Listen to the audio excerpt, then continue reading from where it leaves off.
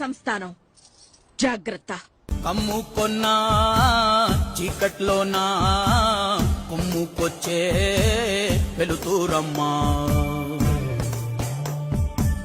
కచ్చ కట్టి కత్తి పడితే చిచ్చూరేపే కాళేవమ్మా.